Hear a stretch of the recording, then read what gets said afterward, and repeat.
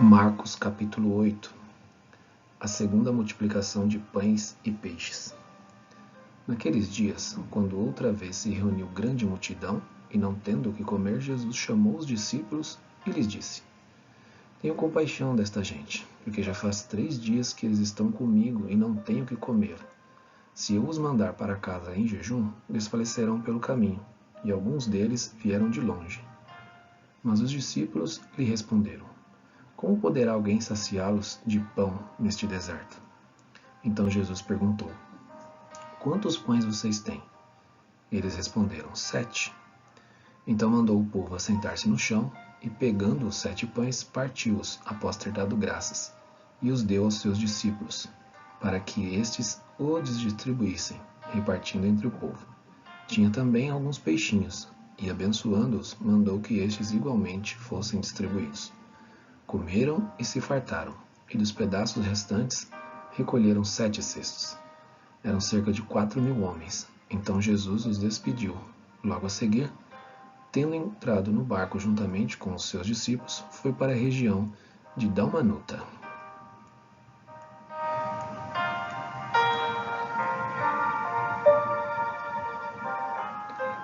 O pedido por um sinal. Os fariseus chegaram e começaram a discutir com Jesus, e tentando, pediram-lhe um sinal vindo do céu. Jesus, porém, arrancou do íntimo do seu espírito um gemido e disse: Por que esta geração pede um sinal? Em verdade lhes digo que nenhum sinal será dado a esta geração. E deixando-os, tornou a embarcar e foi para o outro lado.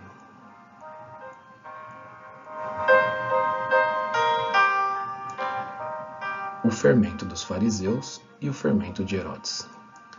Ora, os discípulos se esqueceram de levar pão, e no barco não tinham consigo senão um só.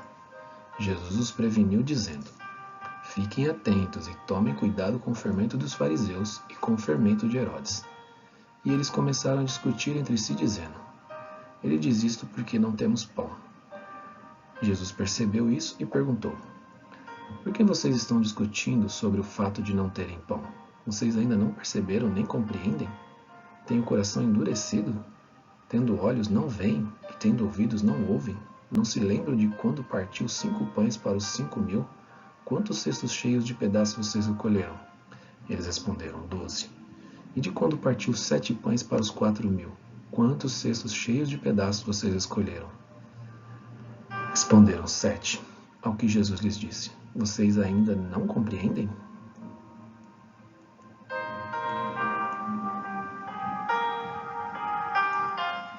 A cura de um cego em Betsaida. Então chegaram a Betsaida, e lhe trouxeram um cego e pediram a Jesus que tocasse nele.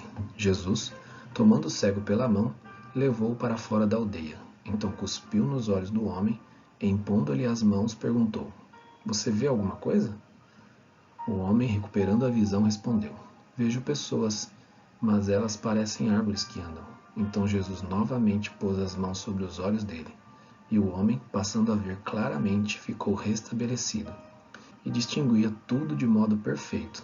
E Jesus o mandou para casa, recomendando-lhe: Não entre na aldeia.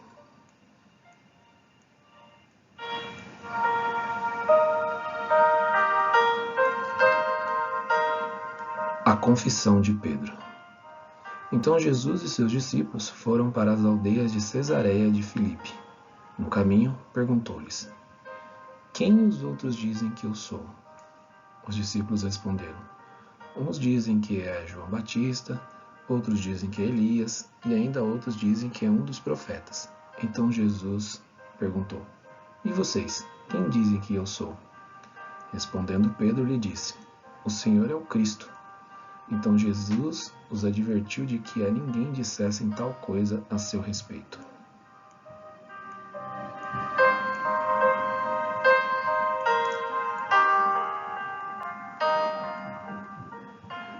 Jesus diz a sua morte e ressurreição. Então Jesus começou a ensinar-lhes que era necessário que o Filho do Homem sofresse muitas coisas, fosse rejeitado pelos anciãos, pelos principais sacerdotes e pelos escribas, fosse morto e que depois de 3 dias ressuscitasse. E isto ele expunha claramente. Então Pedro, chamando-o à parte, começou a repreendê-lo. Mas Jesus, voltando-se e vendo os seus discípulos, repreendeu Pedro e disse: Saia da minha frente, Satanás, porque você não leva em consideração as coisas de Deus, e sim as dos homens.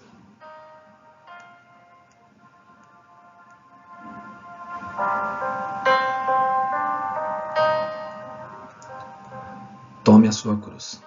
Então, convocando a multidão e juntamente os discípulos, Jesus lhes disse: Se alguém quer vir após mim, negue a si mesmo. Tome a sua cruz e siga-me.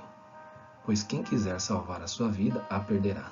E quem perder a vida por minha causa e por causa do Evangelho, este a salvará. De que adianta uma pessoa ganhar o mundo inteiro e perder a sua alma? Que daria uma pessoa em troca de sua alma? Pois quem, nesta geração adúltera e pecadora, se envergonhar de mim e das minhas palavras, também o Filho do Homem se envergonhará dele, quando vier na glória de seu Pai, com os santos anjos.